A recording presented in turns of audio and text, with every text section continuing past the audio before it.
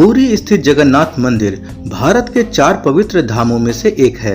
वर्तमान मंदिर 800 वर्ष से अधिक प्राचीन है, जिसमें भगवान श्री कृष्ण जगन्नाथ रूप में विराजित हैं। साथ ही यहाँ उनके बड़े भाई बलराम और उनकी बहन देवी सुभद्रा की पूजा की जाती है।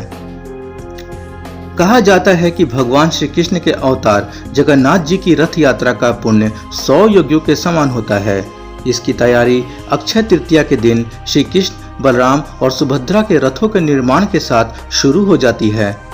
रथ यात्रा के प्रारंभ को लेकर कथा मिलती है कि राजा इंद्रद्युम्न अपने पूरे परिवार के साथ नीलांचल सागर उड़ीसा के पास रहते थे। एक बार उन्हें समुद्र में एक विशालकाय काष्ठ दिखा, तब उन्होंने उससे विष्णु मूर्ति का निर्माण कराने का निश्चय किया। उसी समय उन्हें एक वृद्ध बढ़ई भी दिखाई दिया, जो कोई और नहीं बल्कि स्वयं विश्वकर्मा जी थे। बढ़ई बने भगवान विश्वकर्मा ने राजा से कहा कि वह मूर्ति तो बना देंगे, लेकिन उनकी एक शर्त है। राजा ने पूछा, कैसी शर्त?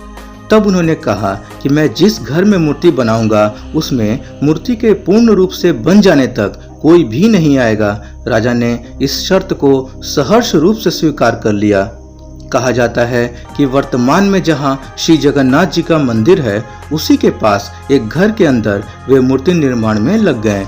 राजा के परिवारजनों को बढ़ई के इस शर्त के बारे में पता नहीं था। कथा के अनुसार रानी ने सोचा कि कई दिन से द्वार बंद है और बढ़ई भी भूखा प्यासा होगा, कहीं उसे कुछ हो न गया हो। यही सोचकर रानी ने राजा से कहा कि कृपा करके द्वार खुलवाएं और वृद्ध बढ़ई को जलपान कराएं। रानी के यह बात सुनकर राजा भी अपनी शर्त भूल गए और उन्होंने द्वार खोलने का आदेश दिया। कहते हैं कि द्वार खुलने पर वह वृद्ध बढ़ई कहीं नहीं मिला, लेकिन वहां उन्हें अर्धनिर्मित श्री जगन्नाथ, सुभद्रा और बलराम की काष्ठ मूर्तियां मिली। कथा के अनुसार अधूरी पड़ी प्रतिमाओं को देखकर राजा और रानी को अत्यंत दुख हुआ, लेकिन उसी समय दोनों ने आकाशवाणी सुनी, व्यर्थ दुखी मत हो, हम इसी रूप में रहना चाहते हैं, इसलिए मूर्तियों को द्रव्य आदि से पवित्र कर स्थापित करवा दो। आज भी वे अपूर्ण और अस्पष्ट मूर्तियां पुरुषोत्तमपुरी की रथ यात्रा और मंदिर में सुशोभित व प्रतिष्ठित हैं। 4 धाम में से एक धाम जगन्नाथ मंदिर को माना गया है, इसलिए जीवन में एक बार इस यात्रा में शामिल होने का शास्त्रों में भी उल्लेख है।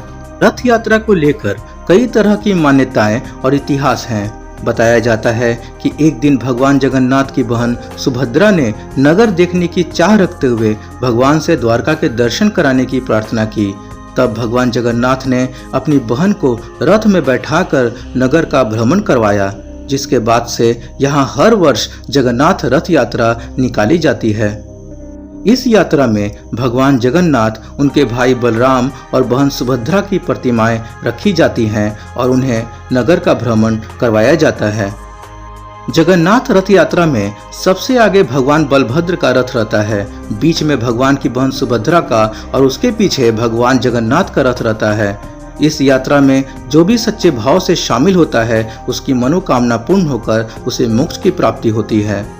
यात्रा के तीनों रथ लकड़ी के बने होते हैं, जिन्हें श्रद्धालु खींचकर चलते हैं। भगवान जगन्नाथ के रथ में 16 पहिए लगे होते हैं एवं भाई बलराम के रथ में 14 और वह बहन सुभद्रा के रथ में 12 पहिए लगे होते हैं। यात्रा का वर्णन स्कंद पुराण, नारद पुराण, पद्म पुराण, ब्रह्मा पुराण आदि में मिलता है, इसलिए यह यात्रा हिंदू धर्म में काफी महत्वपूर्ण मानी जाती है।